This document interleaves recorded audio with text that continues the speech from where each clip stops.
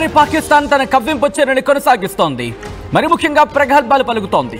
తన దగ్గర సత్తువ లేకపోయినా తన సత్తా ఉందని చాటే ప్రయత్నం చేస్తోంది. ఈ నేపథ్యంలో మరోసారి పాకిస్తాన్ కవ్వింపు చర్యలకు దిగింది. వరుసగా మిజైల్స్ టెస్ట్ చేస్తోంది పాకిస్తాన్. తాజాగా ఫటా మిజైల్ ను పరీక్షించింది పాకిస్తాన్. ఈ మిజైల్ రేంజ్ 120 కిలోమీటర్లు. ఇది సర్ఫేస్ టు సర్ఫేస్ మిజైల్. మొన్న ఆబ్దాలి మిజైల్ ను పరీక్షించింది మే 3వ తారీఖు సందర్భంలో. ఈ నేపథ్యంలో వరుస ఈ పరీక్షలు కావచ్చు, వరుస యుద్ధ విన్యాసాలు కావచ్చు, వరుస కవ్వింపు చర్యలు కావచ్చు, వరుసగా ఏ రోజైతే పహల్గాం దాడి జరిగిందో ఆ తర్వాత నుంచి ఎల్ఓసి వెంబడి చేస్తున్న ఆ కవ్వింపు చర్యలు కావచ్చు, ఇవన్నీ కూడా పాకిస్తాన్కి సంబంధించి భయాన్ని అక్కడ ప్రస్ఫుటింపజేస్తున్నాయి. ఇందులో కొద్దిసేపటి క్రితం చూసాం పాకిస్తాన్కి సంబంధించిన ఐఎన్బి మినిస్టర్ ఆయన చాపర్లు మరి ముఖ్యంగా యుద్ధ విమానంలో తిరుగుతూ అక్కడ స్థానిక మీడియాతో మాట్లాడుతున్న సందర్భం. ఏదో చెప్పాలి, ఏదో చేయాలి అనుకుంటోంది పాకిస్తాన్. మరి ముఖ్యంగా ఈ ఘటన తర్వాత, ఈ ఫటా మిసైల్ ప్రయోగించిన తర్వాత ఆ దేశ ప్రధాని షహబాజ్ షరీఫ్ మాట్లాడుతున్నాడు. ఏమంటున్నాడు? ఆర్మీ డిఫెన్స్ చేతుల్లో చాలా స్ట్రాంగ్గా ఉంది. అర్థం కావట్లేదు. తన ఆర్మీ తన రక్షణ శాఖలు చాలా భద్రంగా ఉంది అంటూ కూడా బ్యాక్ టు బ్యాక్ మిసైల్స్ని ప్రయోగించిన తర్వాత, ఇన్ఫాక్ట్ పరీక్షించిన తర్వాత గుర్తు రావట్లేదు పాకిస్తాన్కి. ఇంకొక వారం రోజులు మాత్రమే సరిపడా ఇంధనం కావచ్చు, లేకపోతే సరిపడా సత్తా మాత్రమే ఉంది. వారం రోజులు కూడా పూర్తిగా లేదనే చెప్పుకోవాలి. ఎందుకంటే గట్టిగా మనం విక్రాంత్ని అరేబియా సముద్రంలో అడ్డు పెడితే ఫ్యూయల్ కూడా రాదు. అందుకే తన శక్తిని కూడగట్టుకునే ప్రయత్నం చేస్తోంది. ఉన్న వాటితోనే మా దగ్గర ఉన్నాయని చూపించే ప్రయత్నం చేస్తోంది.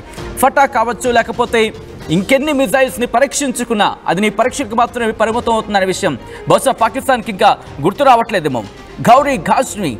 గౌరీ ఘజానికి సంబంధించి అలాగే ఘజన్వి పాకిస్తాన్ ఈ రెండుకి సంబంధించి మనకి ఆబ్దాలి మిసైల్ వీటిని అక్కడ పరీక్షించడమో, ప్రయోగించడమో, లేకపోతే కవ్వింపు చర్యలకు దగ్గరమే చూస్తూ ఉంటే ఏమర్థమవుతోంది అనేది మాట్లాడుకునే ప్రయత్నం చేద్దాం. మరి ముఖ్యంగా ఎక్సర్సైజ్ ఇండస్ అనే పేరుతో ఈ పరీక్షలు చేస్తోందట. ఎక్సర్సైజ్ ఇండస్ అంటే సింధు నదికి సంబంధించి దాన్ని టార్గెట్ చేస్తోందా? సింధు నది మీద ఆనకట్టను బద్దలు కొట్టేందుకు మేము సిద్ధంగా ఉన్నామంటూ పాకిస్తాన్ అవాకులు చవాకులు పేలుతోంది.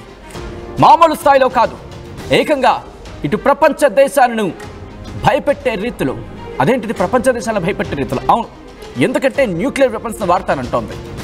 ఈ నేపథ్యంలో ఒక్కసారి అక్కడ ఎటువంటి పరిస్థితులు ఉన్నాయి? నిజంగా ఫటాకి సంబంధించి అంత సత్తా ఉందా? ఫటా మిసైల్కి సంబంధించి పరీక్షలు కావచ్చు, లేకపోతే యుద్ధ విన్యాసాలు కావచ్చు, పాకిస్తాన్కి సంబంధించి ఒకసారి చూద్దాం.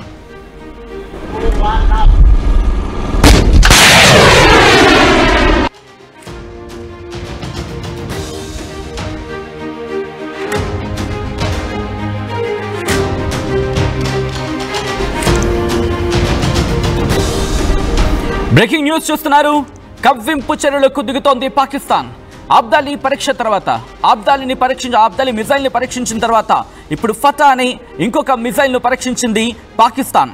తన దగ్గర ఉన్న మిజైల్స్ ని పరీక్షించుకోవడానికి సరిపోతే, ఒకవేళ భారత్ని ఎదుర్కోవాలంటే కనుక, భారత్తో కవ్వింపు చర్యలకు దిగాలంటేనే మీ దగ్గర సత్తువైపోతే, ఒకవేళ ఆ కవ్వింపు చర్యలో భాగంగా మీరు ఒక అడుగు దాటి భారత్లోకి కనుక వస్తే, అది యుద్ధానికి దారితీస్తే మీ పరిస్థితి ఏంటో అర్థం చేసుకోండి. ఇప్పటికీ మీ ఆర్మీ, మీ నేవీ, అలాగే మీ ఎయిర్ ఫోర్స్ ఇప్పటికే చెప్పుకొచ్చింది, అరే బాబు నా దగ్గర F-16లు సరిగ్గా లేవరా నాయన, అవి సగం మరి ముఖ్యంగా రిపేర్లోనే ఉన్నాయి. అలాగే సబ్మెరైన్స్కి సంబంధించి అవి కరాచీ పోర్టులో రిపేర్ అవుతున్నాయని చెప్పినా పట్టించుకోలేని ఆ జనరల్ హూస్ దాట్ ఆర్మీకి సంబంధించి, పాకిస్తాన్ ఆర్మీ ఆసిమ్ మున్నీర్కి సంబంధించి పట్టించుకోలేదు. నువ్వు ఒక రక్షణ శాఖకు సంబంధించి, మరి ముఖ్యంగా డిఫెన్స్కి సంబంధించి, మరి ముఖ్యంగా ఆర్మీకి సంబంధించి చీఫ్వి, నీ దేశంలో ఏం జరుగుతుందో నీకు తెలీదు. నీ ఆర్మీని, నీ సెక్యూరిటీ ఫోర్సెస్ అరే ఇండియాతో ఇది పెట్టుకోవడం కరెక్ట్ టైం కాదురా నాయన అని చెప్తూ ఉంటే, ఎవరి దన్ను చూసుకొని ఇంతలా పేటరేగిపోతున్నావు, ఇంతలా రెచ్చిపోతున్నావు? ఎవరు వేసిన ఆ కుక్క బిస్కెట్లకు, నేరుగా అడుగుతున్నా, ఎవరు వేసిన ఆ కుక్క బిస్కెట్లకు, ఆ ఎంగిలి మెతుకులకు ఆశపడుతున్నావు ఆసిమ్ మున్నీర్? దేశ ప్రజల ప్రాణాలని బలి తీసుకునే ప్రయత్నం చేస్తున్నావు.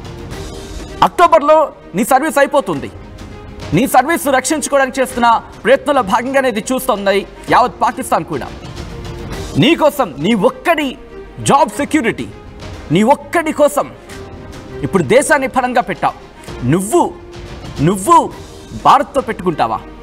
దేశం కోసం ప్రాణాలు అర్పించే జవాన్లు మా వాళ్ళు, దేశం కోసం ప్రాణాలు ఇచ్చేసే వాళ్ళు మా సైనికులు. మా వాళ్ళతో నీకు పోటీయా? నీ ఒక్కడి కోసం దేశాన్ని ఫలంగా పెట్టాలనుకుంటున్నావు. నీ దేశ ఆర్మీ చెబుతోంది, నీ దేశ నేవీ చెబుతోంది, నీ దేశ ఎయిర్ ఫోర్స్ చెబుతోంది మన దగ్గర సరైన లేవురా నాయనా అని చెప్పి. అలాంటిది ఫటా మిజైల్ని ప్రయోగిస్తావా, పరీక్షిస్తావా? అసలు ఏం పనిచేస్తుందా నీకు? సగటు పాకిస్తానీయుడు అడుగుతున్న ప్రశ్న నీకు, ఫటా మిజైల్ని ఎందుకు పరీక్షిస్తున్నావు? తుప్పు పట్టాయనా, పనిచేయట్లేదనా, అనుమానమా, డౌటా? ఇలా అనేక క్వశ్చన్స్ రైజ్ అవుతున్నాయి. మా ప్రతినిధి మధు అప్డేట్స్ అందించేందుకు సిద్ధంగా ఉన్నారు. మధు దగ్గరికి వెళ్ళే ప్రయత్నం చేస్తున్నాను. మధు, ఫటా మిజైల్ను పాకిస్తాన్ ప్రయోగించడం వెనకాల ఆంతర్యం ఏంటి? నిజంగా కవ్వింపు చర్యలకు దిగాలని అనుకుంటోందా, లేకపోతే యుద్ధంలోకి దిగాలనుకుంటోందా, లేకపోతే ప్రగల్భాలకు మాత్రమే పరిమితం అవుతుందా? ఎగ్జాక్ట్లీ. ఆల్రెడీ ఇరాన్, రష్యా ఒకవైపు ఏమో యుద్ధం జరగొద్దు, చర్చలకు సిద్ధంగా ఉండాలి, కవ్వింపు చర్యలకు పాల్పడొద్దు, అనవసరంగా భారత్ ను రెచ్చగొట్టొద్దు అంటూ పాకిస్తాన్ నేతలకు, పాకిస్తాన్ ప్రభుత్వానికి హితవు చెప్తా ఉంటాయి. ఆల్రెడీ ఇరాన్ కి సంబంధించినటువంటి విదేశాంగ శాఖ మంత్రి అక్కడికి వెళ్లారు. ఆయన తరఫు నుంచి ఆయన మాట్లాడి వారికి నచ్చజెప్పే ప్రయత్నం చేస్తా ఉంటే, శనివారం ఏమో అబ్దాలీకి సంబంధించినటువంటి ఒక బాలిస్టిక్ మిసైల్ క్షిపణిని వీళ్ళు ఆల్రెడీ పరీక్షించారు. దాని రేంజ్ వచ్చేసి 450 కిలోమీటర్లు. ఈ రోజు ఏమో ఫటా అనేటువంటి మరొక మిసైల్ టెస్ట్ నిర్వహిస్తా ఉన్నారు. దాని రేంజ్ 120 కిలోమీటర్లు. అది కూడా ఇండస్ ప్రాజెక్ట్ ఏదైతే సింధు నదీ పరివాహక ప్రాంతం ఉందో అంతవరకు దాని రేంజ్ ఉన్నట్టుగా గుర్తిస్తా ఉన్నారు. మొన్న శనివారం 450, ఇప్పుడు 120. దీని అంచనా ఏంటి అంటే, అక్కడ ఉన్నటువంటి ప్రజలకు విశ్వాసం కల్పించడానిక, నిజంగా లేదంటే యుద్ధానికి కాలు దూతా ఉందా, కయ్యానికి కాలు దూతా ఉందా, పాకిస్తాన్ అర్థం అవ్వట్లేదు. దీనిపైన పెద్ద ఎత్తున చర్చ కొనసాగుతుంది. ప్రపంచ దేశాలు కూడా చాలా నిశ్చితంగా పరిశీలిస్తా ఉన్నాయి జరుగుతున్న పరిణామాలపైన. భారత్ ఎక్కడ కూడా ఒక్క స్టేట్మెంట్ చేయలేదు పాకిస్తాన్ చేస్తున్నటువంటి చర్యల పైన. పాకిస్తాన్ మిజైల్ టెస్ట్ విషయంలో కావచ్చు, అణు బాంబులను ప్రయోగిస్తామనేటువంటి స్టేట్మెంట్ విషయంలో ఇంతవరకు భారత్ రెస్పాండ్ కాలేదు. గమనిస్తా ఉన్నారు వారు చేస్తున్నటువంటి అన్ని చర్యలు. ఇక్కడ ప్రభుత్వానికి సంబంధించి ఎప్పటికప్పుడు ఇన్ఫర్మేషన్ ఇస్తున్నారు, కానీ ఇంతవరకు అయితే ఎలాంటి స్టేట్మెంట్ చేయలేదు భారత్ నుంచి. గమనిస్తూ ఉన్నటువంటి సిచ్యువేషన్ కనిపిస్తుంది. నిజంగా కావాలని రెచ్చగొట్టే ప్రయత్నాలు చేస్తున్నట్టుగా, అంటే ప్రొవోకోటి కావాలని మనల్ని రెచ్చగొట్టే ప్రయత్నం చేస్తున్నట్టుగా చాలా స్పష్టంగా కనిపిస్తా ఉంది. అంటే ఇక్కడ పాకిస్తాన్కి సంబంధించి, ఎందుకంటే గతంలో కొద్ది రోజుల క్రితం చూసాం ఒక సర్ఫేస్ టు సర్ఫేస్ మిసైల్ని ప్రయోగించింది, అబ్దాలీ అనే మిసైల్ని. ఈరోజు మళ్ళీ ఈ ఫటా అనే మిసైల్ని ఎందుకు పరీక్షిస్తోంది అనేది ఇక్కడ మొట్టమొదటి రైజ్ అయ్యే ప్రశ్న. ఎందుకంటే ఇప్పుడు నా దగ్గర సపోజ్ నా మిషనరీ చాలా తక్కువ ఉంది, కొద్ది రోజులు మాత్రమే పనిచేస్తుంది అనుకున్నప్పుడు వాటిని నేను కాపాడుకునే ప్రయత్నం చేస్తాను. ఎప్పుడైనా శత్రువు వస్తే వాటిని వదిలే ప్రయత్నం చేస్తాను, కానీ వాటిని ముందే పరీక్ష పేరుతో వాటిని వృధా చేసుకునే ప్రయత్నం అయితే నేను చేయను. ఇది కామన్గా ఎవరైనా చేసేది. కానీ ఎందుకు పాకిస్తాన్ ఈ యుద్ధ విన్యాసాల పేరుతో ఉన్నవాటిని కూడా ఖాళీ చేసుకునే ప్రయత్నం, అదే ఉన్నవాటిని కూడా దుర్వినియోగం చేసుకునే ప్రయత్నం ఎందుకు చేస్తోంది? అంటే ఎగ్జాక్ట్లీ నిజంగానే, అంటే కావాలని రెచ్చగొట్టాలి. ఆల్రెడీ ఒకవైపు ఇరాన్, ఒకవైపు పాకిస్తాన్, రష్యాకు సంబంధించి పాకిస్తాన్ నాయకులతో అక్కడ ఉన్నటువంటి వారితో సమావేశం అవుతా ఉంది. నిన్న కూడా పాకిస్తాన్ ఈ మిజైల్ టెస్ట్ కంటే ముందు అక్కడ ఉన్నటువంటి ఆల్ పార్టీ మీటింగ్ నిర్వహించింది. అక్కడ ఉన్నటువంటి ప్రభుత్వం అన్ని చాలా స్పష్టంగా, ఇప్పుడు జైల్లో ఉన్నటువంటి ఇమ్రాన్ ఖాన్ ఏదైతుందో ఆ పార్టీకి సంబంధించినటువంటి రిప్రజెంటేషన్ కూడా నిన్న మీటింగ్ లో జరిగింది. కానీ అంతా తెలిసే కావాలని కవ్వింపు చర్యలకు పాల్పడుతున్నట్టుగా కనిపిస్తా ఉంది. వస్తున్నటువంటి అవకాశాలను, అంటే ఇటు ఇరాన్, రష్యా, ఇంకా ఇతర దేశాలు మీరు వెంటనే యుద్ధానికి సిద్ధం కావద్దు, దూరంగా ఉండాలి, చర్చల ద్వారా దీన్ని పరిష్కరించుకునే ఆలోచన చేయాలని చెప్తా ఉంటే, ఈ వీళ్ళేమో ఒకవైపు రెచ్చగొట్టే ప్రయత్నం అయితే చాలా స్పష్టంగా చేస్తున్నట్టుగా కనిపిస్తా ఉంది. భారత్ మాత్రం ఎలాంటి రియాక్షన్ లేదు వారికి సంబంధించినటువంటి చర్యల పైన. ఇటు కానీ కేవలం బోర్డర్ ఏరియాలో ఏదైతే కాల్పులు చేస్తా ఉన్నారో వాటికి సంబంధించి మాత్రమే దీటుగా జవాబిచ్చే ప్రయత్నం చేస్తా ఉన్నారు భారత్ నుంచి. కానీ వీటిపైన మిజైల్ టెస్ట్ల పైన ఇంతవరకు భారత్ రెస్పాండ్ కాలేదు. రైట్, ఒక్కసారి మీరు లైన్లో ఉండే ప్రయత్నం చేయండి మధు.